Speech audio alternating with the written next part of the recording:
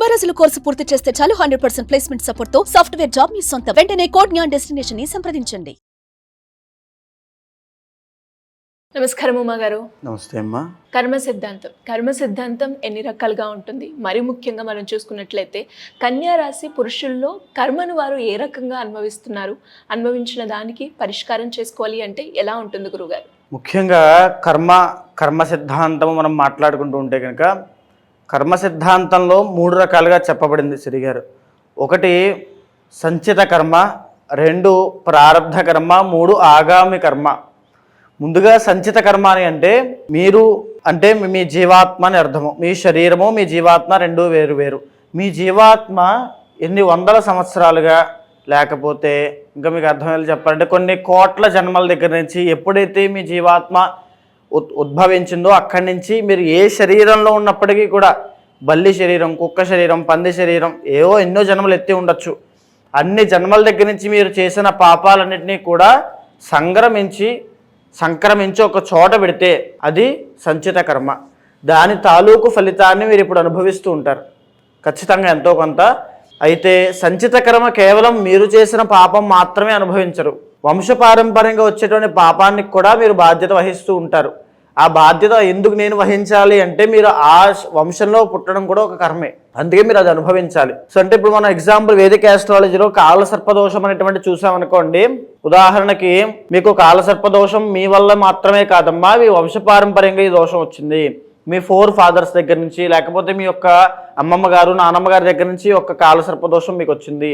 దీనివల్ల మీరు ఎలా అనుభవిస్తున్నారు? ఈ యొక్క విషక్త అనేటువంటి కాలసర్పదోషము, ఈ విషనాగ అనేటువంటి కాలసర్పదోషం మీకు ఉంది. దీనివల్లే మీ మ్యారీడ్ లైఫ్లో ఇబ్బందులు డైవర్స్ అవుతున్నాయి, మీరు పడరాని పాటలన్నీ పడుతున్నారని చెప్తూ ఉంటాం. అయితే మరి ఎందుకు కాలసర్పదోషం అంటే సంచిత కర్మ, కుజదోషము సంచిత కర్మ, లేకపోతే శని అంతర్దశలో అష్టమ శనిలో యాక్సిడెంట్స్ అవ్వడము సంచిత కర్మ. అయితే 2వది ప్రారబ్ధ కర్మ అని ఉంటుందండి. అంటే ఈ జీవాత్మ ఈ శరీరము అంటే మీరు ఇలా ఎత్తిన తర్వాత మీరు ఎన్ని పాపాలు చేసినా పుణ్యాలు చేసినా అది ప్రారబ్ధ కర్మలోకి వస్తుంది. దాని తాలూకు ఫలితాన్ని అప్పుడప్పుడే వెంటనే అనుభవించేస్తారు. ఉదాహరణకి ఇప్పుడు ఒక నిప్పుని ఇలా మీరు ముట్టుకున్నారనుకోండి, కాలుతుంది కదా, ఆ నొప్పిని అనుభవిస్తున్నారు కదా. ఒక కర్మ చేశారు, ఒక ప్రతిఫలాన్ని అనుభవించారు, అది ప్రారబ్ధ కర్మ. లేదు ఎవరైనా వెళ్ళి మీరు కొట్టారనుకోండి, తిరిగి కొడతారు కదా, అది ప్రారబ్ధ కర్మ. అంటే ఇప్పుడు చేసింది ఇప్పుడే వెంటనే అనుభవించేస్తారు ఏదైనా. ఇక 3వది ఆగామి కర్మ. ఇప్పుడు ఇందా నేను చెప్పినటువంటి ప్రారబ్ధ కర్మ మన చేతుల్లో ఉంటుంది. మనం ఏం చెయ్యాలి అనేది మన బుద్ధిపూర్వకంగా మనం చేసుకోవచ్చు. మరి ఆస్ట్రాలజీ చాలామంది అంటూ ఉంటారు, ఆస్ట్రాలజీలో బ్రహ్మ రాసిన రాత ఉంటుంది కదా, మరి లేదా మన కర్మ మనమే అనుభవిస్తాం కదా, ఆస్ట్రాలజీ ఎందుకు చూసుకోవడం అంటుంటారు. సంచిత కర్మ మనకు వచ్చినప్పుడు ప్రారబ్ధ కర్మని మన చేతుల్లో ఉంది ఏం చేయాలనేది. మన జ్యోతిష్యం ద్వారా, ఆస్ట్రాలజీ ద్వారా ప్రారబ్ధ కర్మని మనం ఎలా చేసుకోవాలి, ఏ రకంగా మనం ఏ దారిలోకి వెళ్ళాలి మన చేతుల్లో ఉంటుంది, ఆస్ట్రాలజీ బట్టి తెలుస్తుంది. అయితే ఇక 3వది ఆగామి కర్మ. ఆగామి కర్మ అంటే ఇప్పుడు మీరు చేసిన దానికి రాబోయేటువంటి రోజుల్లో మీరు ఫలితాలు అనుభవించడము. ఈరోజు మీరు ఎవరినైనా మోసం చేశారు, ఎవరు చూడట్లేదు కదా అని, రేపన్న రోజున ఏదో ఒక రోజు ఖచ్చితంగా మోసాన్ని మీరు కూడా అనుభవిస్తారు. లేదు ఎవరినో దూషించారు, తిట్టారు, ఎవరో చూడకుండా వాళ్ళ మీద చాడీలు ఏవో చెప్పారనుకోండి, ఏదో రోజు ఆ రకమైన రిఫ్లెక్షన్ మీరు ఏదో రోజు ఫ్యూచర్లో అనుభవిస్తారు, అది ఆగామి కర్మ. లేదు ఇప్పుడు మీరు భక్తి అనేటువంటిది లేకుండా, అంటే ఇప్పుడు ఉదాహరణకి మనం పొద్దున్న లేవాలి, ఇలా చేసుకోవాలి, ఇది మన ధర్మము సాంప్రదాయం చెప్తుంటాం, అలా లేకుండా ఎప్పుడు తినడం పడుకోవడం, ఆ యొక్క బద్ధకం సోమరితనం శని యొక్క ప్రభావం వల్ల అలాగే ఉన్నారనుకోండి, మీకు రాబోయే రోజుల్లో ఎన్నో రోగాలు వస్తాయి. ఆగామి కర్మ, ప్రారబ్ధ ఆగామి కర్మల వల్ల మీకు అది వస్తున్నాయి. మీరు ఆ బద్ధకంతో ఉండడం సంచిత కర్మ, శని ఎఫెక్ట్. సో ఈ రకంగా కర్మలు అనేటువంటి డిసైడ్ అవుతూ ఉంటాయి. అయితే ఒక్కొక్క రాశి వారికి వారి యొక్క గుణగణాలు బట్టి, లేదా రాశిలో జరిగేటువంటి ప్లానటరీ ట్రాన్సిట్స్ని బట్టి వాళ్ళు ఏ కర్మని ఎలా మనం మార్చుకోవచ్చు, వాళ్ళు ఏ కర్మ అనుభవిస్తూ ఉంటారు, వాళ్ళ ప్రారబ్ధ కర్మని ఎలా చేంజ్ చేసుకోవచ్చు అని. ఉదాహరణకి ఒక వ్యక్తి వచ్చి మిమ్మల్ని తిట్టాడు అనుకోండి, సంచిత కర్మ. మీరు ఏదో రోజు అతను తిట్టే ఉంటారు, అందుకే ఇప్పుడు వచ్చి తిట్టాడు, సంచిత కర్మ. ఇప్పుడు మీరు అతను కొడతారా, తిడతారా, దేవుడు చూసుకుంటారని వదిలేస్తారా, ఇది మీ చేతుల్లో ఉంటుంది. 3 ఆప్షన్స్. ఈ 3 ప్రారబ్ధ కర్మ. మీరు ఇప్పుడు కొట్టారనుకోండి, అతను కూడా తిరిగి కొడతాడు, ఖచ్చితంగా హాస్పిటల్కైనా వెళ్తారు, జైలుకైనా వెళ్తారు. అంటే మీ ప్రారబ్ధ కర్మ వల్ల ఒక పెద్ద విప్లవం జరిగింది. లేదు తిట్టారనుకోండి, ఒక వాగ్వివాదం జరుగుతుంది, మానసిక అశాంతి. లేదు భగవంతుడు చూసుకుంటారని వదిలేస్తారనుకోండి, రేపన్న రోజు తప్పు తెలుసుకుని అతనే వచ్చి లేదన్న సారీ ఏమనుకోవద్దు, నేను తప్పు చేశాను క్షమాపణ చెప్తాడు. అంటే ఈ ప్రారంధ కర్మ అనేటువంటిది మన చేతుల్లో ఉంటుంది. సో ఇప్పుడు మన రాశి బట్టి ఎలా ఉంటుందో చూసుకునేటువంటి క్రమంలో కన్యా రాశి యొక్క మగవాళ్ళకి ఎలా ఉండబోతోంది అనేటువంటి చూస్తున్నాం. సో ఈ యొక్క కన్యా రాశిలో ఉన్నటువంటి యొక్క పురుషులకి జనరల్గానే వీళ్ళు బిజినెస్ అనలైటిక్స్ అండి, అంటే బిజినెస్ని బాగా అత్యున్నత శిఖరాలు తీసుకెళ్లే వాళ్ళలో వీళ్ళు ఒకళ్ళు. బ్యాక్ ఎండ్ వర్క్ చేస్తుంటారు. అంటే చాలామందికి ఎన్నో కంపెనీస్కి ఒక మూలమైనటువంటి పర్సన్స్ ఉంటారు, కొంతమంది వాళ్ళు నడిపిస్తుంటారు వెనకాల. సిఇఓస్కి ఓనర్స్కి ఏం తెలియపోయినా వెనకాల ఉండి నమ్మకంగా ఉండి నడిపిస్తుంటారు. అలాంటి నమ్మకస్తులు అంతటి తెలివితేటలు ఉన్న వాళ్ళు కన్యారాశి వాళ్ళు ఉంటారు. చాలా తెలివితేటలు ఉంటాయి. వ్యాపారాన్ని 2 3 చేయగలిగే తెలివితేటలు వీళ్ళకు ఉంటాయి. ఆరోగ్య సమస్యలు విపరీతంగా ఉంటాయి. న్యూరో ప్రాబ్లమ్స్, నరాలకి సంబంధించిన ఇబ్బందులు, ENT ప్రాబ్లమ్స్, ఇవన్నీ కూడా కన్యారాశి వాళ్ళకి ఉంటాయి. Because original 6th house. వీళ్ళకి వీళ్ళ బంధువుల్లోనే శత్రువులు ఉంటారు, వీళ్ళ చుట్టాల్లోనే, లేదా వీళ్ళ ఇంట్లో వాళ్ళే, వీళ్ళ మేనమామే, వీళ్ళ మేనత్తే, అత్తగారే, వీళ్ళే, లేదా వీళ్ళ మరదలే మరదలను పెళ్లి చేసుకునే అవకాశాలు ఎక్కువ ఉంటాయి వీళ్ళకి. మరదలను కానీ వాళ్ళకి కానీ వాళ్ళ మరదలే వీళ్ళ మళ్ళీ శత్రువు భార్య. ఈ రకంగా వీళ్ళు ఏంటంటే సొంత వాళ్ళే శత్రువులు అయ్యి వీళ్ళని ఎదగనివ్వకుండా లాగేస్తుంటారు కిందకి కన్యా రాశి వాళ్ళని. అదేవిధంగా సేమ్ మళ్ళీ మరి చూస్తే 4th and 7th లార్డ్ వచ్చేసి వీళ్ళకి గురుడు అవుతూ ఉంటాడు, పూర్ణ పాపత్వం పడుతూ ఉంటాడు. సేమ్ మళ్ళీ కుటుంబము పెళ్ళైన తర్వాత కుటుంబం విషయంలో ఎన్నో సమస్యలు. ఈయన ఎప్పుడూ పని విషయంలో డ్యూటీ మైండెడ్గా వెళ్ళడము, అక్కడ కుటుంబంలో తగాదాలు రావడము, చాలా ఇబ్బందులు. లేదా 2 మ్యారేజెస్ చేసుకోవడము, అసలు ఫస్ట్ మ్యారేజ్లో వర్కౌట్ అవ్వకపోవడము, ఇతను అర్థం చేసుకోలేకపోవడం భార్య, లేకపోతే ఈయన యొక్క ఆలోచన విధానాన్ని, ఈయన ఎంతో ప్రీ ప్లాన్డ్ మ్యాన్, అంటే ఫ్యామిలీ కోసం ఎంతో ఆలోచిస్తుంటారు, కానీ దాన్ని అర్థం చేసుకునే వ్యక్తులు కూడా ఉండాలి కదా. కానీ వీళ్ళకి దొరికే అవకాశం చాలా తక్కువ ఉంటుంది. ఇంటర్నల్ జాతకం చూసిన తర్వాత ఎక్కడో కొన్ని కేసెస్లో మాత్రం దొరుకుతారు, లేకపోతే చాలా తక్కువ ఉంటుంది. ఈ యొక్క కన్యారాశి వాళ్ళు ఏం చేసినా బిజినెస్ చేయాలి. అది కాక వీళ్ళు జాబ్లో ఉండి 20,000కి 30,000కి 40,000కి జాబులు చేస్తున్నారంటే సంచిత కర్మ వల్ల వీళ్ళు కొట్టుమిట్టాడుతున్నారని అర్థం. వీళ్ళ తెలివితేటలు, వీళ్ళ కెపాసిటీ, వీళ్ళ పొటెన్షియల్ అంతా బిజినెస్లో ఉంటుంది. రూపాయి కూడా వీళ్ళు పెట్టుబడి పెట్టకుండా బిజినెస్ చేయగల తెలివితేటలు వీళ్ళకు ఉంటాయి. ఈ మాట గుర్తుపెట్టుకోండి. రూపాయి కూడా పెట్టుబడి పెట్టకుండా బిజినెస్ చేయగలరు, కోట్లు సంపాదించగలరు, అన్ని తెలివితేటలు ఉంటాయి. అదేవిధంగా నిత్యము కష్టపడేటువంటి తత్వం వీళ్ళది. నిత్యము డైలీ రొటీన్లో ఎప్పుడూ కష్టపడుతూనే ఉంటారు.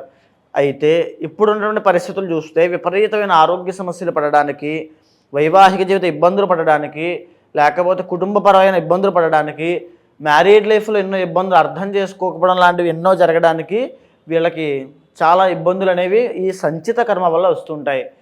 అండ్ ప్రారంధ కర్మ వల్ల వీళ్ళు గణపతి ఆరాధన చేయాలి. గణపతి కన్యారాశి వాళ్ళకి గణపతి యొక్క ఆరాధన చేయడం వల్ల తొందరగా సిద్ధిస్తుంది గణపతి యొక్క సిద్ధి. గణపతి సిద్ధి పొందారు అంటే వ్యాపారం దిగ్గజాలు అయిపోతారు. అద్భుతమైన తెలివితేటలున్నటువంటి ఒక ఇంటెలెక్చువల్ పర్సన్స్ అయిపోతారు. అన్ని అద్భుతమైనటువంటి శక్తులు గణపతి యొక్క సిద్ధి వల్ల కన్యారాశి వాళ్ళు చాలా తొందరగా వస్తాయి. ఖచ్చితంగా కన్యారాశి వాళ్ళు మీరు గణపతి ఆరాధన చేయండి. మీ ఇష్టదైవం ఎవరైనా ఉండొచ్చు. కేవలం ప్రతిరోజు గణపతి నమస్కారం చేసుకోండి. మీ జీవితం టర్నింగ్ పాయింట్ వచ్చేస్తుంది ఖచ్చితంగా. అదేవిధంగా వీళ్ళకి సంతానపరమైన ఇబ్బందులు ఉంటాయి. సంతానపరమైన ఇబ్బందులు అంటే మిస్క్యారీ అవ్వడము, కన్సీవ్ అయిన తర్వాత మళ్ళీ అశుభ వార్తలు, ఆరోగ్య సమస్యలు వస్తున్నాయని వినడం లాంటివి. సంతానం పుట్టిన తరువాత కూడా వాళ్ళ దగ్గర నుంచి వ్యతిరేకత రావడము. కొంతమంది మనం చూసాం అనుకోండి, తండ్రి ఒక టాప్ పొజిషన్లో ఉంటాడు, కొడుకు ఎప్పుడు తండ్రికి వ్యతిరేకంగా మారుతూనే ఉంటాడు. శత్రువులు ప్రపంచంలో ఎవరికి ఉండరు. ఆ తండ్రికి కొడుకు శత్రువు ఉంటాడు. అలా కన్యారాశి వాళ్ళకి శని బాగాలేకపోతే జాతకంలో కొడుకు కానీ కూతురు కానీ శత్రువుల కింద మారుతారు. వాళ్ళ జీవితాలు, వాళ్ళ జీవితంలో తీసుకునే నిర్ణయాలు ఈ తండ్రి యొక్క జీవితం మీద చాలా ప్రభావితం అవుతాయి. తండ్రి ఆరోగ్య సమస్యలకి కారణం అవుతాయి, తండ్రి టెన్షన్కి కారణం అవుతాయి, తండ్రి బెంగకి కారణం అవుతాయి, తండ్రి యొక్క ప్రాణానికి ప్రమాదం అవుతాయి. ఈ రకమైన ఇబ్బందులు సంతానం వల్ల కలుగుతాయి. అండ్ ఇంకోటి చెప్పాలంటే 8th లార్డ్ కుజుడు అవుతాడు. దీనివల్ల ఏంటంటే కోర్టు వివాదాలు, న్యాయపరమైన చిక్కులు, తర్వాత అప్పుల అప్పారం ఉంటాం మనం. అంటే ఎలాంటి ఇంకా తను ఏదైనా చేయాలంటే అప్పు చేయాలంటే. కన్యారాశి వాళ్ళకి అప్పులు ఉన్నాయి అంటే సంచిత కర్మ వల్ల బాధపడుతున్నారు అంతే. 8th లార్డ్ కుజుడు కాబట్టి ఇంకా ఏదైనా చేయాలంటే అప్పు చేయాలి, ఈ అప్పు తీర్చాలంటే ఇంకో అప్పు చేయాలి, ఆ అప్పు తీర్చాలంటే మళ్ళీ ఇంకొకటి దగ్గర అప్పు చేయాలి. ఇదే సర్క్యులేషన్ జరుగుతూ ఉంటుంది. మీరు ఆ రకమైన పరిస్థితులు ఉన్నారంటే మీరు సంచిత కర్మ వల్ల బాధపడుతున్నట్టే. మీరు బాగా దృష్టి పెట్టుకోండి. మీ యొక్క జాతకము, మీ కెపాసిటీ, మీ పొటెన్షియల్ వేరే లెవెల్లో ఉంటాయి, కానీ మీరు సంచిత కర్మ వల్ల ఆ ఇబ్బందుల్లో కొట్టుమిట్టాడుతున్నారు. దానికి సంబంధించి మీ ఇంటర్నల్ జాతకం చూసుకుని, ఆ ఇంటర్నల్ జాతకంలో అంతర్దశలు చూసుకుని, D1 D9 D10 charts check చేసుకుని దానికి సంబంధించిన పూజలు ఆచరించండి. ఇన్ని అప్పులు చేసే బదులు ఒక పరిహారం ఆచరిస్తే ఆ అప్పులన్నీ తీరుతాయి, మీ జీవితం మారుతుంది. జీవితం మారడం అంటే మీ ఆలోచన విధానం మారుతుంది. ఎక్కడో తీసుకోవాల్సిన సరైన నిర్ణయం తీసుకుంటారు ఈ పూజల వల్ల. ఆ నిర్ణయం మీ జీవితాన్ని మారుస్తుంది. Because you are very talented and very potential man. కాబట్టి ఆ విషయం బాగా గుర్తుపెట్టుకోండి. సో మరి గురుగారు, ఎవరికైనా కూడా మీరు అన్నట్టుగానే కన్యా రాశి వాళ్ళు ముఖ్యంగా నేను ఇప్పుడు ఎదుర్కొంటున్న సమస్యలకి మీరు చెప్పినట్టుగానే నిజంగానే సార్ నాకు అప్పు నుంచి బయటపడాలి అనుకునే వాళ్ళు కావచ్చు, లేదు నా జాతకరీత్యా ఎలాంటి సమస్య వచ్చినా కూడా దానికి పరిష్కారంగా పూజను కావచ్చు, లేదు అంటే దానికి పరిహారం చేసుకోవాలి అంటే ఏ రకంగా మిమ్మల్ని సంప్రదించాల్సిన అవసరం ఉందంట? మీకు కింద కనిపించేటువంటి నెంబర్కి కాంటాక్ట్ అవ్వండి. ఎందుకంటే ఇంటర్నల్ జాతకం అనేటువంటిది కేవలం ఏదో గ్రహాల యొక్క కాంబినేషన్స్ బట్టి చెప్పేసేది కాదు. ఒక ఆస్ట్రాలజర్గా నేను చేయాల్సిన పని ఒక ఫ్యామిలీ మెంబర్గా మీతో మాట్లాడి మీ యొక్క కోరిక ఏమిటి, మీ సమస్య ఏమిటి, మీరు ఆ సమస్యల్లో ఏ కారణం చేత చేశారు. ప్రతి ఒక్కరూ ఏదో ఒక తప్పు చేస్తారండి. ఏ కారణం చేత తప్పు చేశారు, అప్పుడు మీ లోపల ఉన్న థాట్ ప్రాసెస్ ఏంటి, అప్పుడు అలా ఎందుకు ఆలోచించగలిగారు, సో ఇలా ఎందుకు ఆలోచించలేదు, వాళ్ళని ఒక పర్ఫెక్ట్ గైడెన్స్ వాళ్ళకి ఇవ్వాలి. అది ఒక ఆస్ట్రాలజర్కి కేవలం కాంబినేషన్స్ చెప్పేసి ఇలా ఉంటుందని చెప్పడం కాదండి. వాళ్ళ జీవితాన్ని ఒక గైడెన్స్లో ఇవ్వాలి. వాళ్ళ ఆలోచన ఏంటి, ఆస్ట్రాలజీ పరంగా నా ఆలోచన ఏమిటి, ఏది బెస్ట్ ఉంటుందని చెప్పి వాళ్ళతో మాట్లాడాలి. వాళ్ళ కోరికలు, వాళ్ళ సమస్యలు వినాలి. వాళ్ళు ఏం చేయాలనుకుంటున్నారో తెలియజేయాలి. దాంట్లో బెస్ట్ సొల్యూషన్ చెప్పాలి. దానికి సంబంధించిన పూజా పరిహారాలని ఆచరింపచేయాలి. సో ఖచ్చితంగా ఎవరైనా సరే కింద కనిపించే నెంబర్కి కాంటాక్ట్ అవ్వండి, తప్పకుండా మాట్లాడతాను. ఏ పూజా పరిహారములు చేయించాలో అవి చేయించి, ఎలాంటి గైడెన్స్ ఇవ్వాలో అది ఇచ్చి ఒక పర్ఫెక్ట్ సొల్యూషన్ మీకు ఇస్తాను. అదేవిధంగా ఈ కన్యా రాశి వాళ్ళైనా ఎవరైనా సరే కొన్ని అత్యున్నతమైనటువంటి అద్భుతమైన తిథులు, రోజులు ఉంటాయండి. అందులో మహాశివరాత్రి మహా గొప్ప పర్వదినము. ఈ ఫిబ్రవరి 26వ తారీఖు మాఘ బహుళ చతుర్దశి నాడు, ఈ ఫిబ్రవరి 26వ తారీఖున సాయంత్రం వేళ నుంచి నేను ఒక అద్భుతమైన కార్యక్రమాన్ని చేస్తున్నాను. కర్మ ప్రాయశ్చిత్త రుద్రతంత్రము. అంటే ఎవరు ఏ కర్మ చేసుకున్నా అది ఎవరి ఇండివిజువల్ హ్యాస్ ఇస్ ఓన్ కర్మ. అంటే నా కర్మ నాదే, మీ కర్మ మీదే. ఎవరు ఏ కర్మ చేసుకున్నా దాని తాలూకు ఏదో ఒక కష్టాన్ని, దాన్ని బాధని అనుభవిస్తూ ఉంటారు. మీరు గుండెలమే చేసుకుని చెప్పండి, మీకు ఏ కష్టం ఉన్నా, ఏ సమస్య ఉన్నా దానికి కారణము కర్మనే. ఆ సమస్యని, కష్టాన్ని అలా వదిలేయద్దు. ఆ కర్మ మీరు అనుభవించేంత వరకు అవి అలా కంటిన్యూ అవుతూనే ఉంటాయి. ఒక్కసారి నేను చేసేటువంటి కార్యక్రమానికి రండి. అదేవిధంగా మీ కుటుంబ సభ్యులతో రండి. ఆ రోజు రాత్రంతా జరిగేటువంటి కార్యక్రమంలో పాల్గొనండి. కర్మ అనేటువంటిది ఎవరైతే ఈ కార్యక్రమంలో పాల్గొంటారో వాళ్ళందరికీ కూడా కర్మ ప్రక్షాళన జరుగుతుంది, కర్మ ప్రాయశ్చిత్తం అవుతుంది. దానివల్ల శివ ఆది దంపతుల యొక్క అనుగ్రహం కలుగుతుంది. వాటి వల్ల మీరు ఏదైతే కోరికలు కోరుకుంటున్నారో సిద్ధిస్తాయి. మరీ ముఖ్యంగా కర్మ అనేటువంటిది పోతుంది. అక్కడి నుంచి మీ నెత్తి మీద ఒక బండరాయి పెట్టారనుకోండి, పెద్దది బరువు మొయ్యలేకపోతున్నారు, సడన్గా బండరాయి దిగింది అనుకోండి, అప్పుడు ఎంత తేలిగ్గా ఫీల్ అవుతారు. అంటే ఆ కర్మ అనేటువంటిది భారాన్ని మోస్తూ, దాని ద్వారా వచ్చే కష్టాన్ని, సమస్యల్ని మోస్తూ ఉన్నటువంటి మీరు ఆ కర్మ ప్రాయశ్చిత్త రుద్రతంత్రంలో పాల్గొన్నటువంటి తరువాత ఆ కర్మని తొలగించుకున్న తర్వాత చాలా తేలికైపోతారు. మానసిక ప్రశాంతత, నిర్మలత్వము ప్రతిదీ కూడా లభిస్తాయి.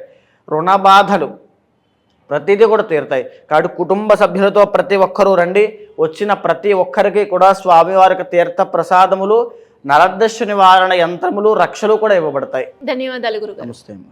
సుమన్ టీవీలో మీ పర్సనల్ అండ్ బిజినెస్ ప్రమోషన్స్ కోసం కింది నెంబర్కి కాంటాక్ట్ చేయండి.